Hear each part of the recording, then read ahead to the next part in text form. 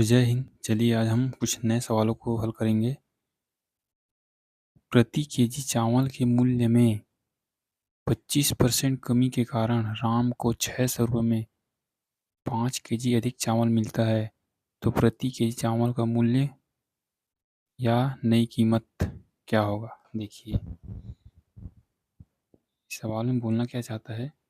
एक व्यक्ति कोई दुकान जाता है तो उसे पता चलता है कि उसकी कीमत 25% कम हो गई, तो उसे 600 रुपये में 5 केजी एक्स्ट्रा चावल मिला। देखिए, यहाँ सवाल समझने वाली बात है।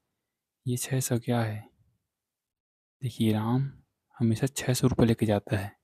ये 600 एक्चुअल वैल्यू है, मतलब जो राम दुकान जाता है तो 600 लेके ही जाता है।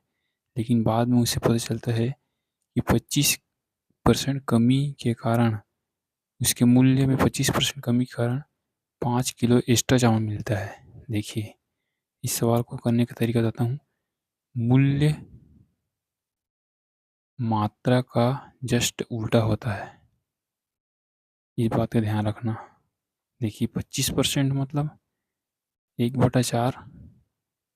तो पहले 4 था, अब 1 की कमी, तो मैं पहुंच कहाँ गया? 3 पे। तो मूल्य मूल्य क्या था? पहले 4 था, अब 3 हुआ। तो मात्रा क्या होगा?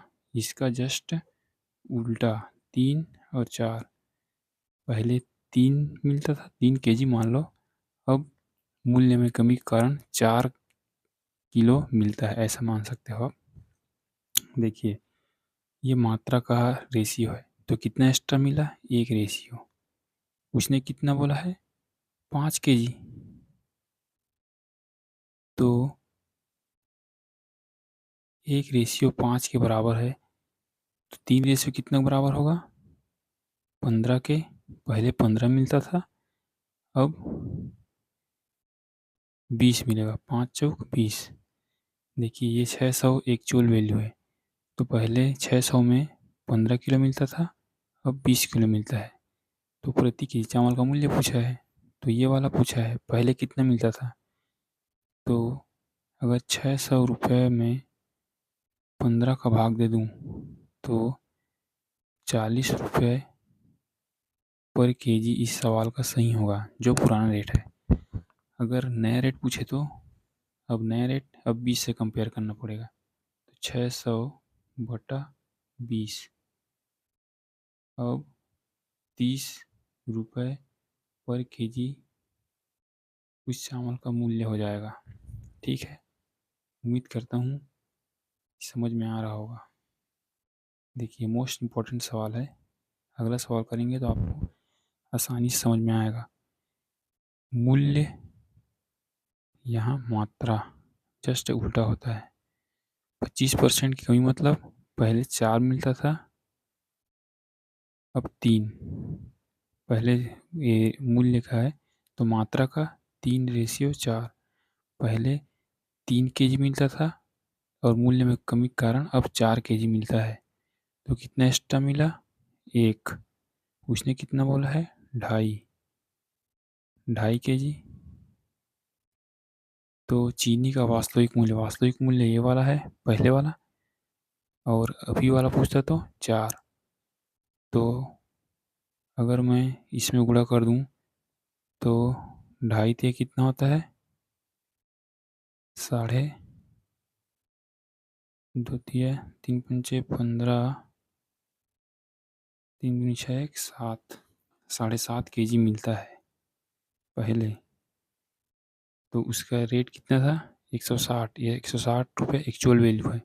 तो अगर 160 को मैं 7.5 से भाग लगा दूं तो जो एक्चुअल वैल्यू थी, एक्चुअल मूल्य था चीनी का, वास्तविक मूल्य, वो निकल के आ जाएगा।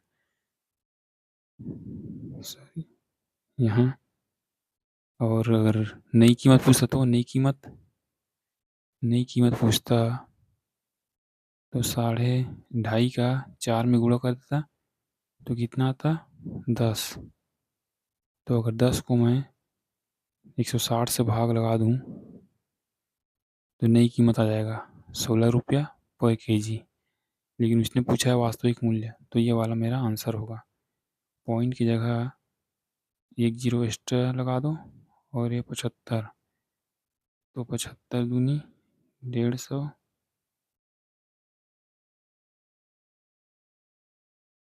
75 दूनी 150 और 100, शायद गलत हो गया क्या? 3 6 1 7 5 10, ठीक तो है। 16, इसको भाग लगा दो। 25 दिया, 25 छक्के 150, 25 चौक, तो 64/3। इसको भी हल कर सकते हो। 3 दूनी 6, जीरो, 3 दूनी 6, जीरो, 3 एकम 3, 3 एकम 3, 21 पॉइंट कुछ ऐसे ही आएगा आंसर आपका। आप हल कर लेना। चलिए ये सवाल भी आप देख लीजिए। शक्कर के मूल्य में 10% कमी के बाद, मतलब 10 से 9, 10% मतलब 1/10। पहले 10 था, अब 9, तो मात्रा का रेशियो कितना होगा? 9/10। तो एक आदमी को 270 में 1 केजी अधिक मिलता है। यहाँ कितने मिलता है? 1 रेशियो, और यहाँ 1 केजी ही है, तो 1/1 के बराबर है, तो 9/9 के बराबर।